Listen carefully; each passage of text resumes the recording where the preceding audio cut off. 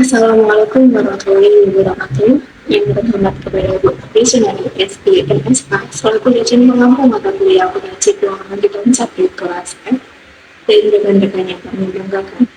Di sini kami dari kelompok B kategori 2 akan membahas mengenai review journal untuk penerapan nilai tugas tulis UAS. Jurnal yang kami review yaitu berjudul The Concept of Rational Analysis of Consolidated Financial Statement Update to Reset Capital Groups. Untuk mengenal anggota, nanti kami akan memperkenalkan diri masing-masing pada saat materi berlangsung. Saya Ica Dwi Sabrina dengan NPM akhir 039. Di sini saya akan membahas mengenai relevansi nilai dari laporan keuangan konsolidasi atau pada artikel ini disebut dengan CFS dibandingkan dengan laporan keuangan individu atau pada artikel ini disebut dengan SFS. Penelitian ini menunjukkan bahwa pentingnya CFS dalam memberikan informasi bagi investor di pasar modal. Nah, pada literatur review ini ada beberapa artikel terdahulu. Yang pertama yaitu penelitian yang dilakukan oleh Muller pada 2011A, 2011B, dan pada tahun 2016. Muller melakukan penelitian di pasar Jerman dan beberapa bursa terbesar di Eropa. Hasilnya menunjukkan bahwa CFS memiliki relevansi nilai yang lebih tinggi dibandingkan SFS. Setelah adopsi IFRS, relevansi nilai CFS semakin meningkat. Lalu penelitian lainnya oleh Abad et al. Pada tahun 2000 di Bursa Madrid dan Goncharov et al. Pada tahun 2009 di Jerman juga mendukung temuan ini. Mereka menemukan bahwa CFS memiliki kemampuan prediktif dan relevansi nilai yang lebih tinggi dibandingkan SFS. Lalu Niskanen et al. Pada tahun 1998 menyatakan bahwa informasi CFS lebih penting bagi pasar dan kebutuhan untuk mengungkapkan SFS harus berdasarkan argumen lain selain relevansi nilainya. Soti pada tahun 2017 dan 2018 menyoroti bahwa informasi tentang non-controlling interest dalam CFS memberikan informasi tambahan yang relevan bagi analis. Lalu Pomikalska dan Pomikalski pada tahun 2017 dan Lesambo pada tahun 2018 menggunakan berbagai rasio keuangan untuk menganalisis laporan konsolidasi. Karmanska, Sliwa, dan Sikach mengembangkan rasio khusus untuk CFS yang mencakup pengaruh entitas terpisah dan hak pemegang saham minoritas. Secara keseluruhan, penelitian ini menunjukkan bahwa CFS memberikan informasi yang lebih relevan bagi investor dibandingkan SFS. Hal ini penting untuk dipertimbangkan dalam pembuatan dan analisis laporan keuangan untuk memberikan gambaran yang lebih akurat tentang posisi keuangan perusahaan. Perkenalkan, nama saya Mila Kamelia dengan NPM akhir 060. Di sini saya akan menjelaskan mengenai metode yang digunakan dalam penelitian yang berjudul Konsep Analisis Rasio Laporan Keuangan Konsolidasi yang diterapkan pada kelompok modal terdaftar pada contoh Dayuk Sports Group atau GDP. Nah, metode penelitian yang digunakan dalam artikel ini itu didasarkan pada pendekatan Karmanska yang diterbitkan dalam Bianco. Nah, metode yang digunakan ini terbilang komprehensif, di mana memungkinkan adanya analisis pada 6 aspek utama posisi keuangan kelompok perusahaan atau kelompok perusahaan Dayuk Sports Group. Nah, pada konsep ini itu digunakan 38 rasio yang menggambarkan profitabilitas kelompok perusahaan, kemampuan pembayaran, arus kas, dan juga hutang. Selain itu juga mencakup 2 kelompok rasio yang dirancang khusus untuk menganalisis kelompok dan juga menganalisis rasio pengaruh masing-masing entitas terhadap hak-hak pemegang saham minoritas. Nah, pendekatan ini tuh dipilih dikarenakan dapat memperluas analisis keuangan dasar berdasarkan fitur khusus untuk laporan keuangan konsolidasi. Namun, beberapa perubahan itu perlu dilakukan agar cocok untuk penelitian internasional. Dari yang awalnya itu GAAP Polandia menjadi International Financial Reporting Standard. Nah, masing-masing rasio ini telah dijelaskan untuk menunjukkan kegunaannya dan untuk menarik perhatian pada beberapa hal spesifik yang dapat dicerminkannya. Selanjutnya, nilai rasio dihitung berdasarkan data dari CFS GDP atau Consolidated Financial Statement dari Group Dashboards untuk tahun 2010 hingga tahun 2019. Trennya ini dianalisis, kemudian penyebabnya itu dicari. Nah, ketika peristiwa yang terjadi satu kali ditemukan mengganggu tren sebenarnya atau beberapa hal spesifik dari entitas yang dianalisis memerlukan suatu penyesuaian rasio, maka versi modifikasi itu dihitung dan keduanya dibandingkan. Perusahaan induk GDP adalah Deutsche Börse AG atau DBAG. Ini merupakan operator pasar bursa saham Jerman dari Frankfurt am Main, di mana grup ini menawarkan seluruh rantai nilai layanan sekuritas, derivatif, dan komoditas yang meliputi pencatatan, perdagangan, clearing, dan penyelesaian instrumen keuangan. Selain itu juga menawarkan layanan lain, misalnya pengembangan sistem TI untuk bursa Eropa lainnya, atau mengelola serangkaian tolak ukur dengan data analysis expressions.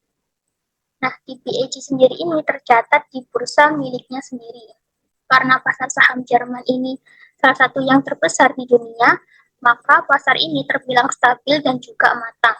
Dan oleh karena itu, para pesertanya sangat cocok untuk melakukan studi jangka panjang. Pilihan penelitian ini jatuh secara khusus pada GDP dikarenakan GDP ini menggabungkan dua peran di pasar saham Jerman.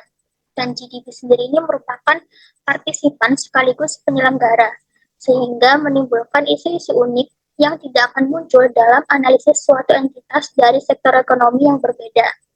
Misalnya, keberadaan instrumen keuangan dari pihak lawan pusat di neraca grup.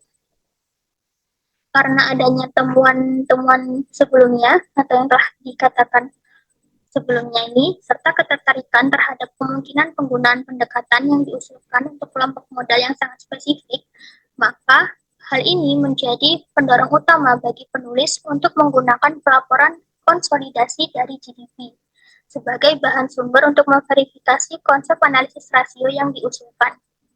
Hal ini juga dilakukan karena adanya rencana penelitian di masa depan yang berkaitan dengan analisis grup perusahaan yang didirikan oleh entitas yang mengoperasikan bursa efek.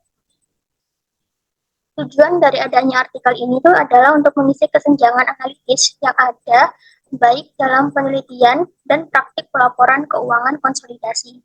Di satu sisi, pendekatan analitis yang biasanya digunakan untuk akuntansi entitas terpisah tidak dapat digunakan ketika menganalisis sekumpulan informasi keuangan konsolidasi. Nah, perbedaannya ini tidak hanya terletak pada prosedur komputasi, tetapi juga pada interpretasi hasilnya.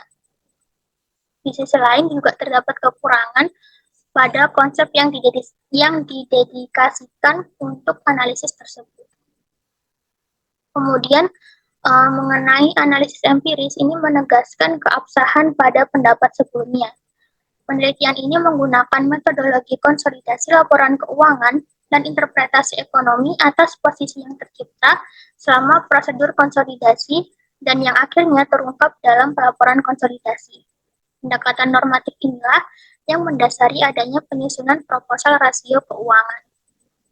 Selanjutnya, dengan mempertimbangkan keragaman sumber yang berisi data penting untuk analisis rasio yang diusulkan, maka digunakanlah studi kasus. Alhasil, pada contoh kelompok modal yang dipilih, kepraktisan prosedur komputasi tidak hanya diverifikasi, tapi juga divisualisasikan. Selain itu, analisis ini memverifikasi alasan berdasarkan nilai yang ditentukan. Kemudian yang terakhir, dengan mempertimbangkan fakta bahwa struktur kelompok modal mengalami modifikasi terus-menerus berdasarkan strategi perusahaan induk, maka ditentukan bahwa analisis rasio dalam dimensi longitudinal akan sesuai untuk dilakukan. Dengan demikian, tren di masing-masing bidang analisis dapat diidentifikasi. Ketika meneliti aspek tertentu tentang fungsi kelompok modal, analisis jangka panjang dapat mengungkapkan informasi tentang periode dengan tingkat rasio yang luar biasa. Hal ini dapat membawa pada pemahaman yang lebih mendalam mengenai kondisi perekonomian atau perubahan kebijakan pemahaman ekonomi kelompok modal. Selain itu, kebutuhan untuk mengelola beberapa faktor risiko spesifik yang terkait dengan berfungsinya kelompok modal dapat terungkap berkat adanya pendekatan tersebut. Nah, pada pembahasan analisis rasio dari laporan keuangan konsolidasi, pada jurnal ini itu dibagi menjadi 6 rasio, yang dimana 6 rasio ini masing-masing berkonsentrasi pada laporan keuangan yang berbeda. Saya Rahmadani Sandri Gusenen dengan NPM 055 di sini akan menjelaskan mengenai bagian pertama dalam analisis rasio laporan keuangan, yaitu mengenai grup rasio profitabilitas. Yang pertama, di sini terdapat gross sales profitability dengan rumus laba kotor konsolidasi dibagi pendapatan konsolidasi. Indikator pertama ini menunjukkan berapa persentase uang yang diperoleh dari pendapatan penjualan yang tersisa setelah memperhitungkan harga pokok penjualan. Ini merupakan rasio profitabilitas yang paling luas karena hanya menunjukkan proporsi harga pokok penjualan terhadap total pendapatan penjualan. Laba kotor konsolidasi menjadi dasar pembayaran seluruh sisa biaya sehingga profitabilitas penjualan kotor harus setinggi-tingginya. Lalu yang kedua adalah net sales profitability yang diperoleh dengan menggunakan rumus laba kotor konsolidasi dikurangi biaya distribusi dikurangi biaya administrasi lalu dibagi dengan pendapatan konsolidasi. Rasio ini mengukur persentase pendapatan yang tetap menjadi milik perusahaan setelah menutup biaya penjualan, distribusi biaya, dan biaya administrasi. Hal ini penting bagi perusahaan karena menunjukkan bagian pendapatan yang tersisa untuk biaya keuangan dan membayar pajak. Seperti halnya profitabilitas penjualan kotor, semakin tinggi rasionya maka akan semakin baik. Lalu yang ketiga adalah return on equity from operating activities yang diperoleh melalui laba operasi konsolidasi dibagi dengan ekuitas pemegang saham ditambah kepentingan non pengendali dikurangi laba rugi bersih konsolidasi lalu ditambah dengan keuntungan dari pembelian murah. Rasio ini menunjukkan berapa banyak laba operasional yang dihasilkan perusahaan dengan uang yang diinvestasikan oleh pemegang saham dan kepentingan non pengendali. Lalu yang keempat adalah return on equity yang diperoleh dari laba rugi bersih yang dapat diatribusikan kepada pemilik entitas induk lalu dibagi dengan ekuitas pemegang saham dikurangi laba atau kerugian bersih yang dapat diatribusikan kepada pemilik entitas induk ditambah keuntungan pembelian dengan harga murah. Rasio ini untuk mengukur berapa banyak laba atau kerugian bersih yang dapat dihasilkan perusahaan dengan menggunakan ekuitas yang hanya dimiliki oleh pemegang saham induk. Hal ini menunjukkan efisiensi kelompok dalam hal mencari keuntungan. Ini merupakan rasio yang dapat digunakan oleh pemegang saham perusahaan untuk melihat seberapa efisien uang mereka digunakan untuk menciptakan laba bersih bagi grup. Selanjutnya, yang kelima adalah return on equity before tax yang diperoleh dari laba konsolidasi sebelum pajak dibagi pemegang saham ekuitas ditambah kepentingan non pengendali dikurangi laba atau rugi bersih konsolidasi ditambah keuntungan dari pembelian murah. Nah, rumus tersebut untuk menghitung tingkat laba yang dihasilkan dari ekuitas perusahaan sebelum membayar pajak. Lalu yang keenam adalah return on equity taking into account extraordinary events and before tax yang diperoleh dari laba konsolidasi sebelum pajak ditambah pos luar biasa lalu dibagi dengan ekuitas pemegang saham ditambah kepentingan non pengendali dikurangi laba atau rugi bersih konsolidasi dan ditambah keuntungan dari pembelian murah. Rasio ini menunjukkan kemampuan perusahaan untuk menciptakan keuntungan dari ekuitasnya sambil mempertimbangkan dampak positif dan negatif dari pos ongkos luar biasa terhadap fungsi perusahaan. Lalu yang ketujuh adalah return on asset, yaitu diperoleh dari total laba atau rugi komprehensif dibagi total aset. Rasio ini menunjukkan seberapa efisien manajemen menggunakan aset seluruh grup perusahaan untuk menghasilkan pendapatan. Semakin tinggi rasionya, maka semakin baik karena perusahaan memperoleh lebih banyak uang dari investasi tersebut. Namun, nilai pengembalian atas aset yang terlalu tinggi dapat berarti bahwa manajer tidak berinvestasi pada aset baru atau memperbaiki aset lama, dan persentasenya mungkin meningkat dari tahun ke tahun hanya karena penurunan aset akibat depresiasi. Lalu, yang kedelapan adalah return on capital employed in a corporate group, yang diperoleh dari total laba atau rugi komprehensif dibagi dengan ekuitas pemegang saham ditambah kepentingan non-pengendali dikurangi total komprehensif pendapatan atau kerugian ditambah keuntungan pembelian murah dan ditambah kewajiban tidak lancar. Rasio lancar menunjukkan seberapa efisien manajemen tidak hanya menggunakan ekuitas tetapi juga utang jangka panjang, yaitu seluruh pembiayaan jangka panjang perusahaan. Hal ini memungkinkan investor dan kreditor untuk memeriksa apakah laba atas investasi ini sesuai dengan kebutuhan mereka. Nah, dari penjelasan dalam jurnal mengenai analisis rasio laporan keuangan konsolidasi, menekankan berbagai rasio keuangan yang digunakan untuk mengevaluasi kinerja dan efisiensi sebuah perusahaan. Hal ini termasuk rasio profitabilitas, return on equity, return on asset, dan return on capital employed. Semua rasio tersebut dirancang untuk memberikan wawasan mendalam tentang bagaimana sebuah perusahaan menggunakan sumber dayanya untuk menghasilkan laba dan mengelola biaya. Hubungannya dengan materi pembelajaran akuntansi keuangan lanjutan adalah dalam hal seperti evaluasi kinerja keuangan, pengelolaan biaya, dan penilaian efisiensi operasional. Kedua sumber tersebut, baik penjelasan dari jurnal maupun materi pembelajaran akuntansi keuangan lanjutan, sama-sama menekankan pentingnya memahami berbagai aspek keuangan yang dapat diperoleh melalui rasio-rasio tertentu untuk mendapatkan gambaran yang jelas tentang kesehatan keuangan perusahaan secara keseluruhan. Dengan menggunakan rasio-rasio yang dijelaskan dalam jurnal ini, khususnya dalam grup rasio profitabilitas, maka dapat memberikan pandangan yang lebih terperinci dan akurat tentang kinerja keuangan konsolidasi perusahaan.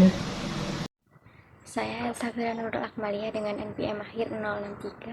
Pada bagian ini saya akan menjelaskan mengenai analisis rasio profitabilitas grup GDB.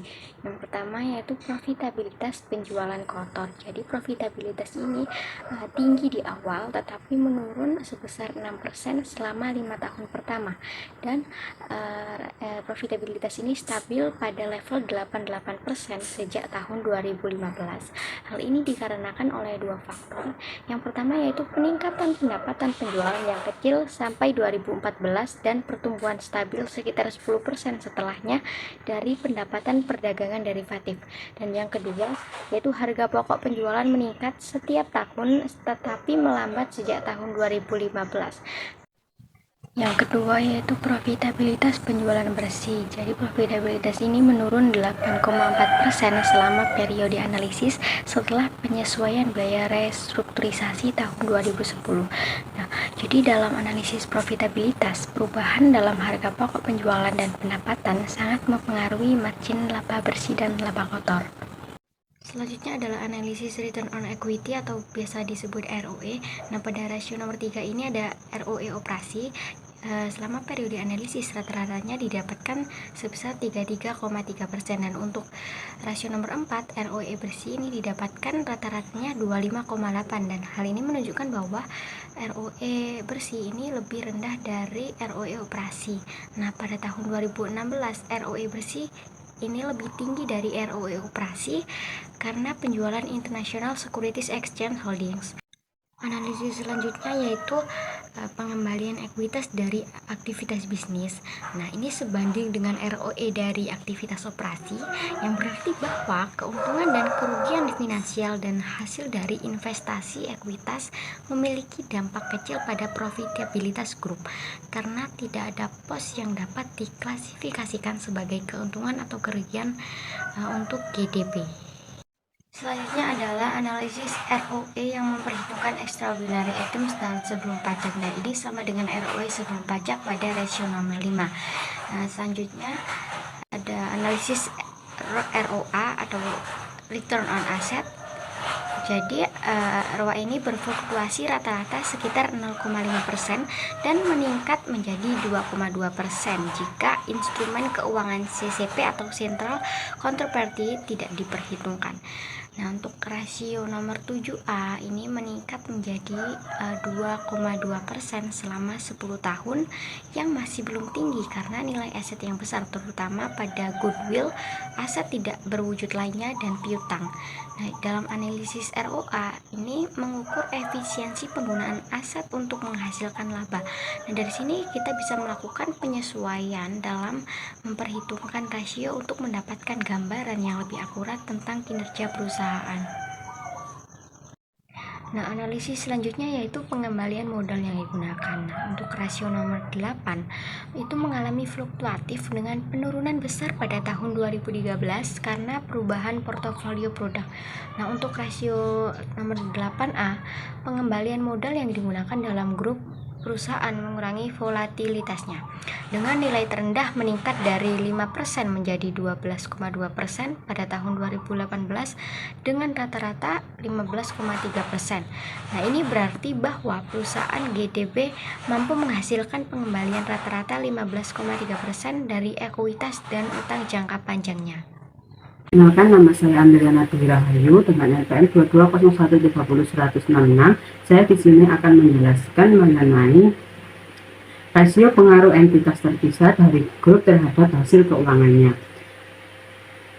Nomor 9, membahas tentang rasio dampak entitas induk terhadap laba atau rugi yang diatribusikan kepada grup. Rumus untuk mencarinya yaitu laba atau rugi bersih entitas induk dibagi laba atau rugi bersih yang diatribusikan kepada pemegang saham induk ditambah kerugian penurunan nilai goodwill anak dikurangi keuntungan pembelian anak perusahaan dengan harga murah. Rasio ini itu digunakan untuk mengevaluasi dampak entitas induk terhadap hasil grup secara keseluruhan. Hal ini menunjukkan bahwa ketika rasio ini tinggi, sebagian besar kelompok memperoleh keuntungan karena aktivitas induk. Hal ini mungkin terjadi karena perusahaan induk dapat menghasilkan keuntungan yang jauh lebih tinggi dibandingkan perusahaan lain di dalam grup tersebut, atau karena entitas lain dalam grup tersebut sebagian besar mengalami kerugian yang harus ditebus oleh perusahaan induk. Tingginya tingkat rasio ini juga menunjukkan bahwa kelompok tersebut sangat bergantung pada operasi perusahaan induknya, dan fluktuasi yang besar pada hasil usahanya juga akan mempunyai dampak yang tinggi terhadap hasil keseluruhan kelompok tersebut. Selanjutnya yaitu nomor 10, membahas tentang dampak entitas terhadap laba rugi yang dapat diatribusikan kepada grup. Rumus untuk mencarinya yaitu laba atau rugi bersih yang dapat diatribusikan kepada pemegang saham entitas induk dikurangi laba atau rugi bersih dari perusahaan asosiasi dan ventura bersama yang dicatat di ekuitas, dikurangi laba atau rugi bersih entitas induk, dikurangi keuntungan dari pembelian murah perusahaan asosiasi dan ventura bersama, lalu ditambah kerugian penurunan nilai goodwill entitas asosiasi dan ventura bersama, dibagi dengan laba atau rugi bersih yang diatribusikan kepada pemegang saham milik induk, dikurangi keuntungan dari pembelian murah perusahaan asosiasi dan usaha patungan, ditambah kerugian penurunan nilai goodwill entitas asosiasi dan ventura bersama. Hal ini itu menunjukkan bagian dari keuntungan yang diperoleh kelompok modal dari operasi anak perusahaan. Karena keuntungan dan kerugian yang dihasilkan dikonsolidasikan dalam akun grup, maka keuntungan dan kerugian tersebut tidak dinyatakan secara eksplisit dalam laporan keuangan. Dengan demikian, mereka tidak dapat dianalisis secara langsung. Maka dengan cara menghitung rasio ini memudahkan untuk mengetahui tingkat ketergantungan grup terhadap profitabilitas anak perusahaannya. Selanjutnya yaitu nomor 11, membahas tentang dampak entitas asosiasi terhadap laba atau rugi yang dapat diatribusikan kepada grup. Rumus untuk mencarinya yaitu laba atau rugi bersih dari entitas asosiasi dan ventura bersama dibagi dengan laba atau rugi bersih yang dapat diatribusikan kepada pemegang saham entitas induk, ditambah kerugian penurunan nilai goodwill entitas anak, dikurangi keuntungan dari pembelian murah entitas asosiasi dan pengaturan bersama. Rasio ini Rasio ini menghitung seberapa besar dampak entitas asosiasi dan ventura bersama dalam menghasilkan laba atau kerugian bersih yang dapat diatribusikan kepada grup. Menganalisis semuanya secara bersamaan memungkinkan untuk memperoleh wawasan mengenai ketergantungan grup pada jenis entitas ini, dan untuk menilai risiko perubahan laba akibat keputusan investasi grup seperti divestasi beberapa entitas ke depannya. Saya di sini akan melanjutkan di nomor 12, membahas tentang rasio dampak penurunan nilai goodwill terhadap laba atau rugi yang dapat diatribusikan kepada grup. Rumus untuk mencarinya yaitu rugi penurunan nilai goodwill anak perusahaan dibagi dengan laba atau rugi bersih yang diatribusikan kepada pemegang saham entitas induk ditambah kerugian penurunan nilai goodwill anak perusahaan. Rasio ini tuh menunjukkan bagaimana dari laba atau rugi bersih konsolidasian sebelum disesuaikan dengan kerugian penurunan nilai goodwill yang merupakan penurunan nilai goodwill. Tren rasio ini selama beberapa tahun terakhir akan menunjukkan kualitas investasi entitas induk. Jika lebih tinggi dari 0 hanya dari waktu ke waktu, situasinya normal. Namun jika hal ini dapat terus dihitung selama beberapa tahun, kebijakan investasi kelompok tersebut harus diversifikasi dan mungkin investasi yang salah harus dibuang. Selanjutnya yaitu nomor 13, membahas tentang dampak keuntungan pembelian murah terhadap laba atau rugi yang diatribusikan kepada grup. Rumus untuk mencarinya yaitu keuntungan pembelian murah entitas anak dan ventura bersama dibagi dengan laba atau rugi bersih yang diatribusikan kepada pemegang saham induk. Rasio ini itu tercipta karena keuntungan dari pembelian murah anak perusahaan dan pengaturan bersama merupakan peristiwa yang terjadi satu kali saja karena dikreditkan ke laba rugi pada periode terjadinya. Oleh karena itu, hal ini tidak perlu disertakan dengan item lain yang lebih teratur karena akan merusak tren. Hubungan ini akan menyoroti tahun-tahun di mana investasi yang menghasilkan keuntungan dari pembelian dengan harga murah itu muncul. Semakin tinggi nilai pecahan ini, semakin banyak anak perusahaan dan pengaturan bersama yang dibeli dengan harga lebih rendah dari nilai wajarnya. Yang berarti bahwa manajemen yakin mereka akan mampu mengatur kembali anak perusahaan dan pengaturan bersama yang nilainya terlalu rendah. Selanjutnya terdapat tabel 2. Seperti pada tabel 2 tersebut, sebagian besar keuntungan GDP dihasilkan oleh perusahaan induknya, yaitu DBAG. Jumlah ini sangat fluktuatif berkisar antara 92% pada tahun 2012 hingga 43% pada tahun 2016. Lalu penurunan sebesar 53% selama 3 tahun ini menunjukkan strategi grup dalam akuisisi dan konsolidasi bisnis baru. Jumlah perusahaan konsolidasi yang dimiliki terus meningkat selama bertahun-tahun, dari 34 entitas pada tahun 2010 menjadi 75 entitas pada tahun 2015, dan tetap pada tingkat yang relatif stabil yaitu sekitar 60 entitas setelahnya.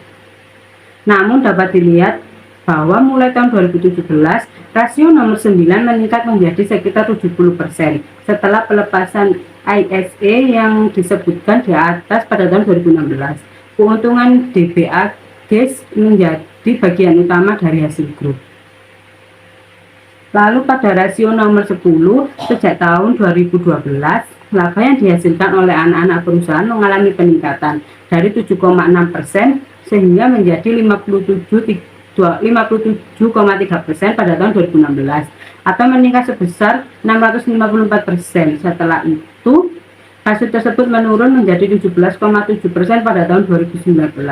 Terlebih lagi, laba yang dihasilkan oleh perusahaan asosiasi pada nomor 11 tampaknya hanya memiliki dampak kecil terhadap kinerja perusahaan. Laba atau rugi grup tidak melebihi 3,4% dari pendapatan grup pada tahun 2010 dan menurun dari tahun ke tahun. Dengan demikian dapat dilihat dengan jelas bahwa GDP dulunya merupakan penghasil sebagian besar pendapatannya dari operasi entitas induk. Pada awal periode analisis, penekanannya beralih pada perluasan basis perusahaan konsolidasi yang menghasilkan hampir setengah dari seluruh laba pada tahun 2014.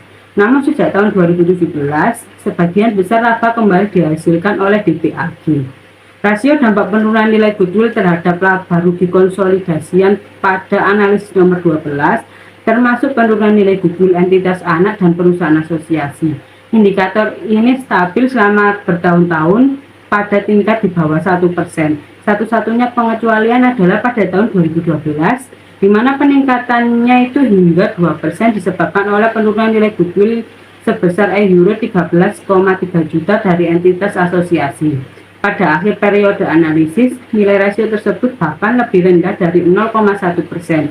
Hasil ini menunjukkan bahwa grup memiliki kebijakan investasi yang baik karena perusahaannya dibeli tidak mengalami penurunan nilai yang luar biasa. Lalu untuk analisa nomor 13 itu menunjukkan 0 karena tidak ada keuntungan atas pembelian murah yang dicatat pada periode yang dianalisis. Maka nilai rasio ini sama dengan 0 untuk seluruh periode. Perkenalkan, nama saya Nur Rahma Priamitasari dengan NPM akhir 067. Saya akan melanjutkan penjelasan dari 3.3 tentang the ratios of average payment capabilities in a capital group. Di sini pada tabel ada nomor 14 yaitu rasio lancar, yaitu rasio lancar menghitung apakah ada aset yang tersedia untuk membayar kreditur. Nah, pada tabel di samping, rasio lancar secara kasar stabil di sekitar level 1,006, artinya tingkat aset lancar hanya cukup untuk menutupi kewajiban yang harus dibayar dalam waktu 12 bulan. Lalu, rasio lancar tanpa posisi CCP pada nomor 14A pada tabel menunjukkan tren meningkat dari 1,014 pada tahun 2010 menjadi 1,47 pada tahun 2019, sehingga meningkat sebesar 3,3% selama 10 tahun. Nah, selanjutnya pada nomor 15 yaitu rasio cepat. Di sini untuk menghitung persediaan dari perhitungan yang menunjukkan apakah ada cukup aset lancar yang likuid untuk menutupi kewajiban lancar.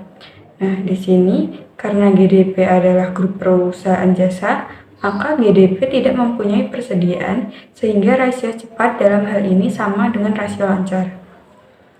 Lalu selanjutnya pada nomor 16 yaitu rasio kemampuan pembayaran segera. Di sini rasio ini memeriksa sejauh mana perusahaan mampu menutupi kewajiban jangka pendeknya dengan uang tunai yang tersedia secara cuma-cuma bagi perusahaan. Nah, dalam rasio ini, setelah menghilangkan posisi CCP nomor 16A, dilihat pada tabel, menunjukkan tren penurunan yang jelas selama tahun 2010 sampai 2012, yang berarti berkurangnya jumlah kewajiban lancar yang dapat segera ditutupi dengan uang tunai. Sejak tahun 2013 telah terjadi stabilisasi rasio dan perbaikan pada tahun 2016. Ini menunjukkan bahwa posisi likuiditas langsung sedikit membaik, namun rasio ini kembali menurun sejak saat itu. Lalu selanjutnya pada nomor 17 yaitu model kerja bersih. Rasio ini menunjukkan beberapa hari yang cukup untuk memenuhi kebutuhan sehari-hari akan sumber daya moneter dengan menggunakan model kerja. Nah, dari tabel dapat dilihat bahwa pada awalnya model kerja sangat fluktuatif, namun kemudian menunjukkan tren positif. Awalnya juga mencapai minimum pada tahun 2012, saat itu negatif 54,2, dan setelah itu jumlah ini meningkat hampir di setiap periode hingga maksimum 332 hari pada tahun 2019. Jumlah ini jauh lebih tinggi dibandingkan siklus konversi tunai yang sekitar 24 hari, yang berarti terdapat situasi yang sehat dalam keamanan aktivitas operasi grup. Lalu yang nomor 18 yaitu perputaran persediaan. Rasio ini menunjukkan berapa kali persediaan berubah sepanjang tahun, yaitu berapa kali rata-rata persediaan baru perlu dipesan dalam 1 tahun. Nah, terlihat dalam tabel rasio ini tidak dapat dihitung karena kurangnya persediaan di neraca. Selanjutnya pada nomor 19 yaitu rasio perputaran persediaan dalam hari. Nah, di sini rasio ini menggambarkan berapa lama persediaan disimpan di perusahaan antara pengiriman dan penjualan. Semakin tinggi perputaran persediaan, maka semakin pendek pula waktu persediaan saham di perusahaan tersebut. Sama seperti rasio perputaran persediaan, rasio ini tidak dapat dihitung karena kurangnya persediaan di neraca. Nah, selanjutnya pada nomor 20 terdapat rasio perputaran piutang. Nah, rasio ini merupakan indikator nilai piutang yang dikumpulkan perusahaan selama setahun. Nah, biasanya di sini semakin tinggi rasio perputaran piutang, maka semakin efisien perusahaan dalam menagih piutang. Dalam tabel di samping, perputaran piutang terus mengalami peningkatan dan penurunan yang menunjukkan ketidakstabilan. Lalu, pada nomor 21, berisi rasio masa penagihan piutang. Pada rasio ini menunjukkan durasi rata-rata piutang selama tahun tertentu. Nah, pada tabel di samping menunjukkan rata-rata waktu yang dibutuhkan perusahaan GDP untuk menagih uang dari debitur meningkat sebesar 142,7% antara tahun 2010 dan 2016. Hal ini merupakan tren negatif yang disebabkan oleh peningkatan piutang usaha. Hal ini juga menunjukkan bahwa perusahaan memperpanjang jangka waktu kredit kepada pelanggannya atau klien terlambat membayar. Setelah tahun 2016, terlihat adanya perubahan radikal dan pengelolaan piutang rasio menurun ke level 42 hari pada tahun 2018. Ini merupakan perubahan yang sangat positif karena menunjukkan adanya masalah material pada penagihan piutang setelahnya.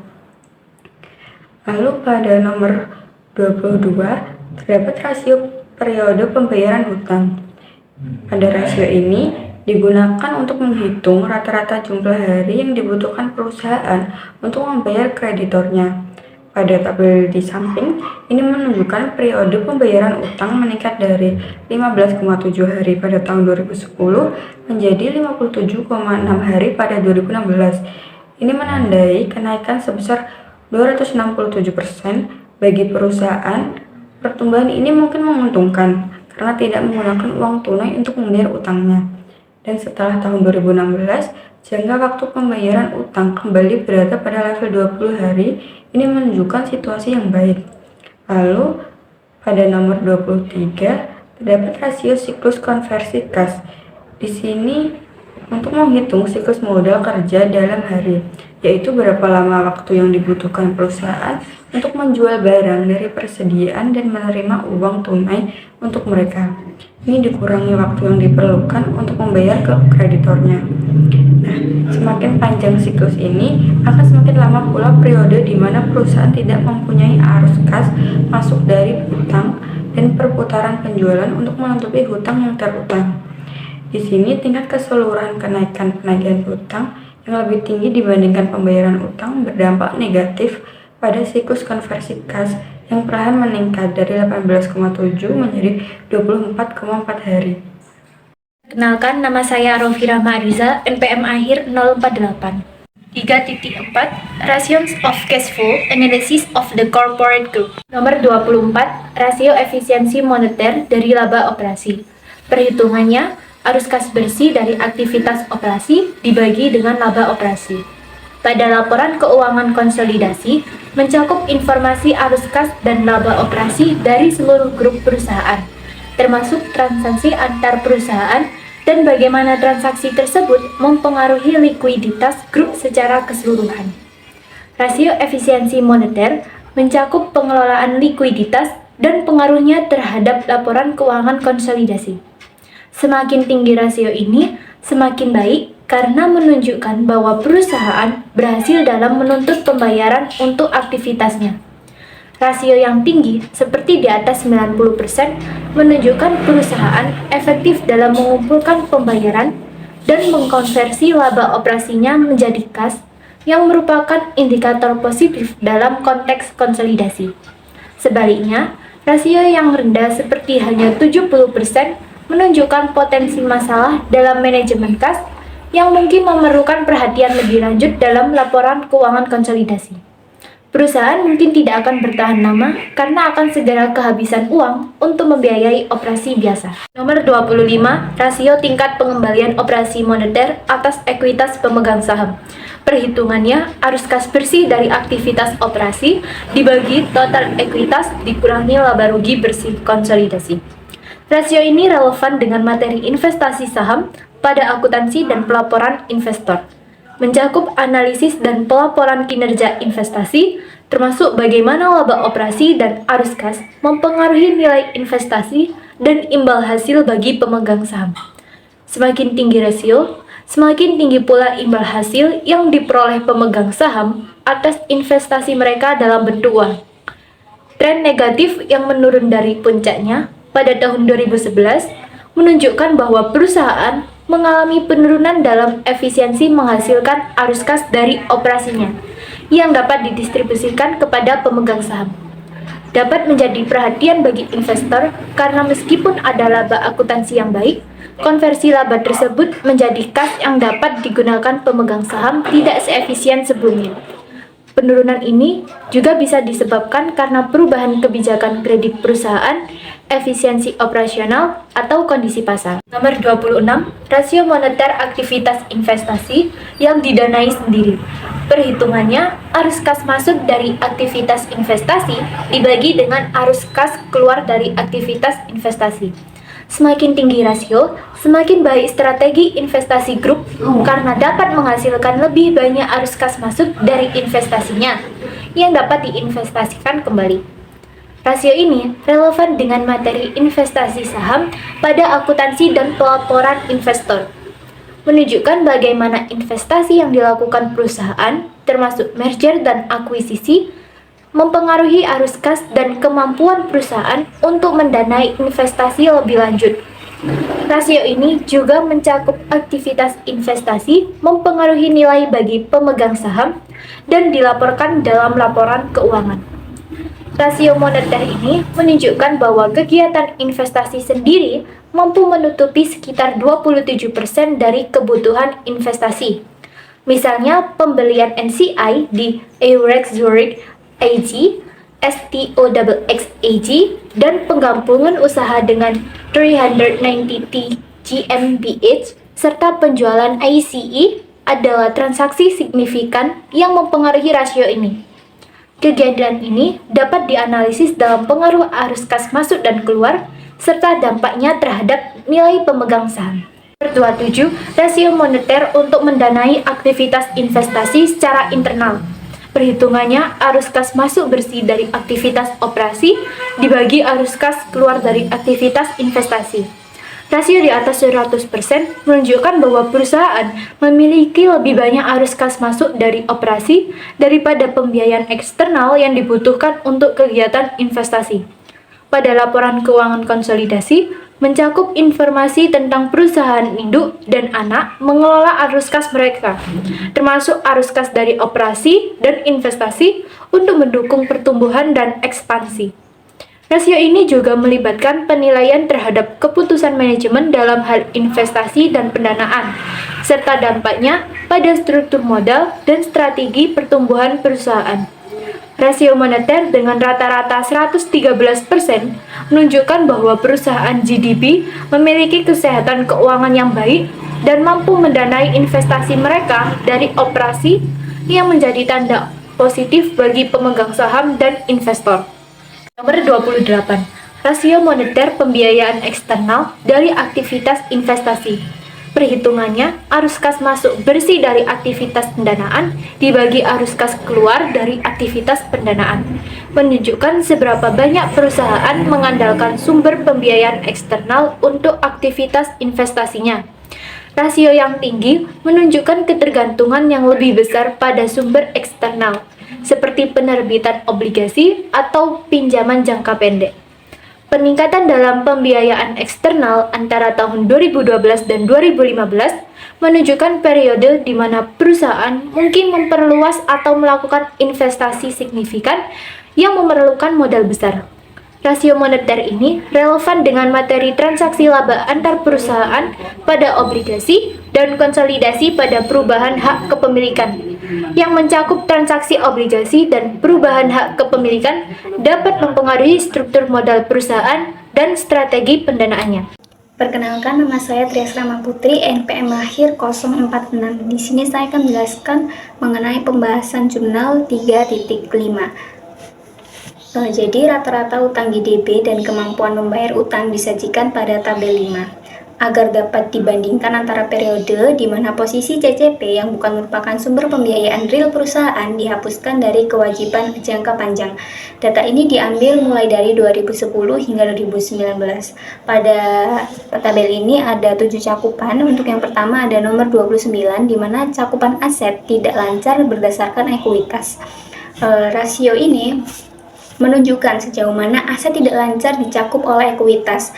Diasumsikan bahwa ekuitas harus cukup untuk menutupi aset tidak lancar sehingga rasio ini harus berada pada level minimal 100%. Nah, pada tabel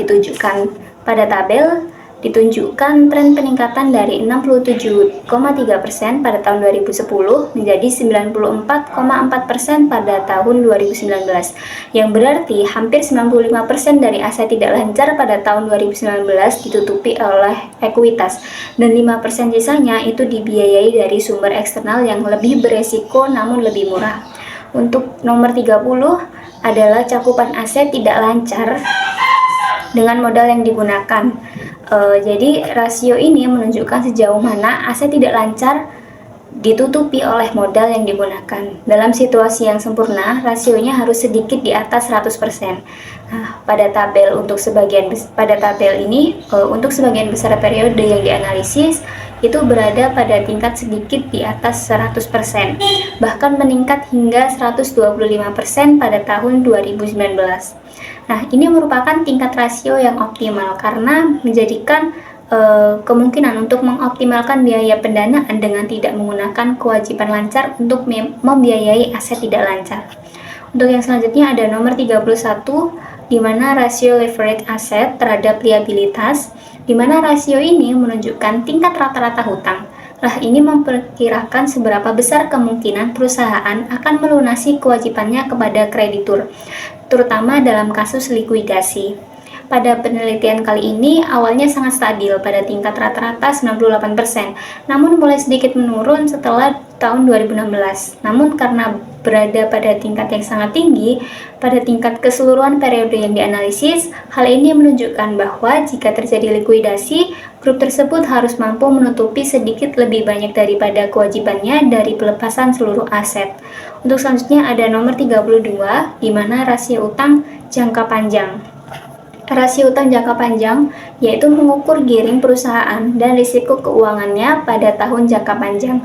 Ini membandingkan kewajiban tidak lancar dengan total ekuitas perusahaan. Pada tabel dapat dipertahankan pada tingkat rata-rata yang stabil sebesar 59,3%, yang berarti tidak ada risiko keuangan yang nyata dan ancaman kebangkrutan yang rendah. Untuk selanjutnya ada nomor 33 di mana nomor 33 ini membahas tentang rasio leverage aset berwujud terhadap kewajiban tidak lancar. Nah, rasio ini menunjukkan seberapa besar utang jangka panjang perusahaan yang dijaminkan dalam bentuk aset berwujud.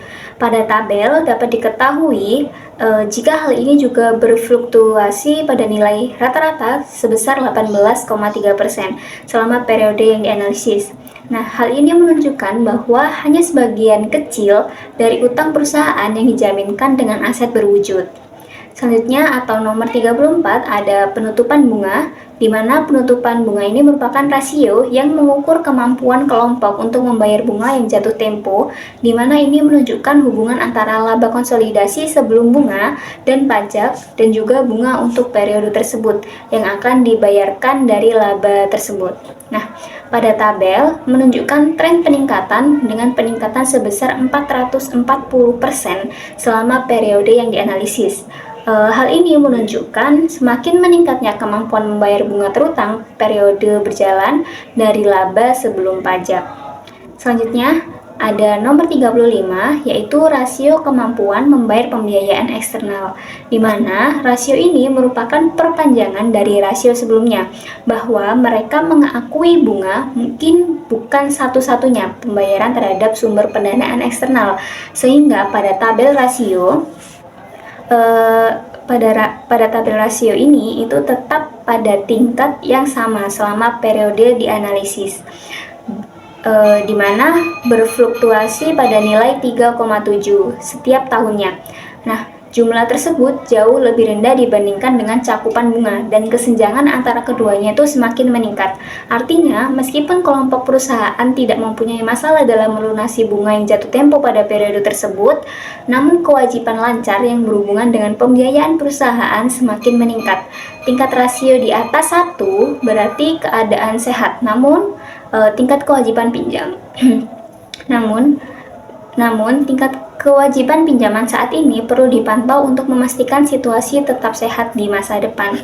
Untuk selanjutnya akan dijelaskan oleh rekan saya. Perkenalkan, saya Rahma Fitriana, NPM Akhir 2023. Di sini saya akan menjelaskan mengenai rasio yang keenam, yaitu Ratios of the Right of Minority Stakeholder, atau dalam bahasa Indonesia-nya yaitu rasio hak pemegang saham minoritas. Nah, pada rasio yang keenam ini terdapat tabel yang 6, di mana tabel 6 ini berisikan 3 nomor 36, 37, dan 38.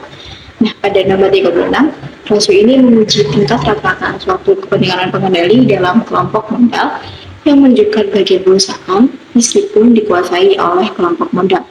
Namun, sebenarnya ini dimiliki oleh kepentingan pengendali tersebut. Jadi, semakin tinggi rasionya, maka semakin besar dampak kepentingan pengendali dan semakin banyak pada aset bersih yang sebenarnya bukan milik pemegang saham induk. Yang kedua, pada nomor 37, rasio ini menunjukkan berapa bagian laba atau rugi yang dihasilkan oleh kelompok modal dari pemegang saham minoritas yang diatribusikan kepada kepentingan pengendali. Jadi, semakin tinggi rasionya, maka semakin banyak pula keuntungan yang akan dihasilkan dari grup tersebut. Akhir yaitu 38, rasio ini yakni penyempurnaan dari rasio 37 yang begitu bagian dari total laba komprehensif konsolidasian yang dapat diatribusikan kepada kepentingan pengendali.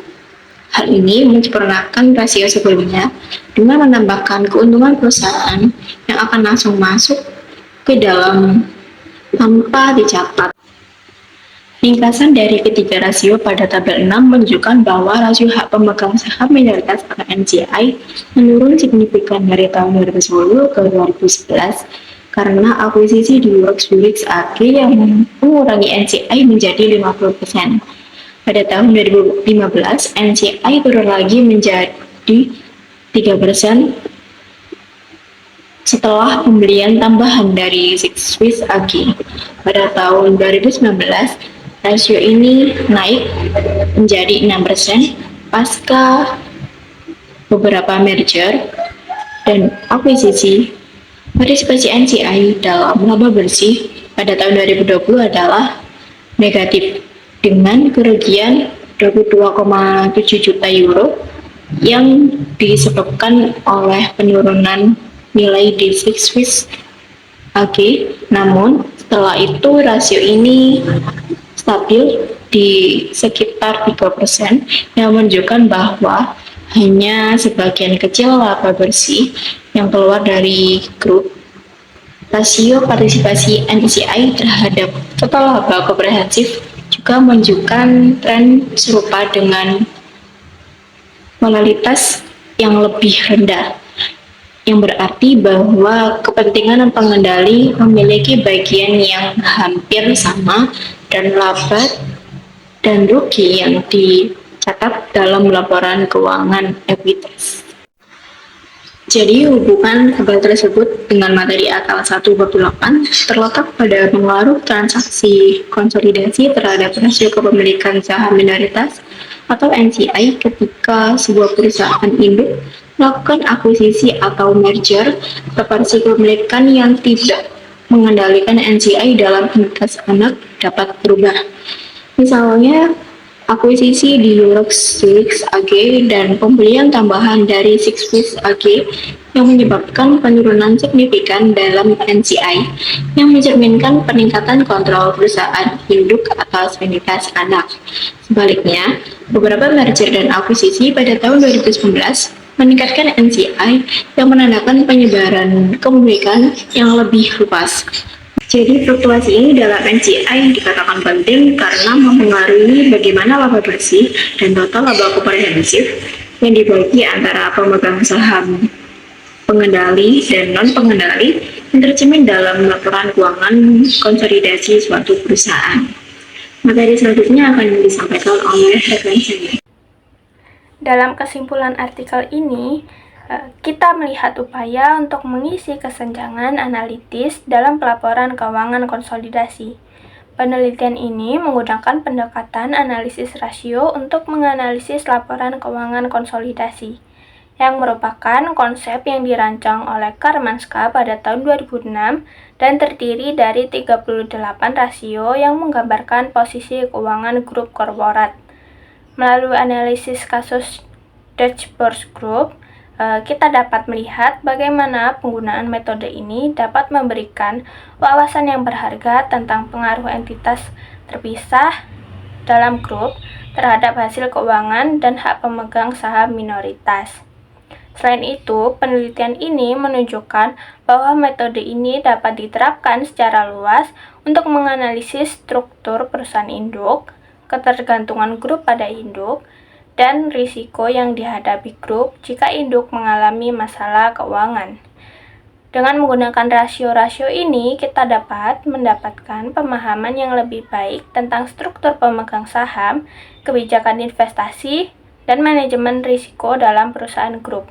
Jadi kesimpulannya, pendekatan ini menjanjikan dan dapat digunakan dalam penelitian masa depan untuk memperkaya pemikiran analitis dalam konteks grup kapital.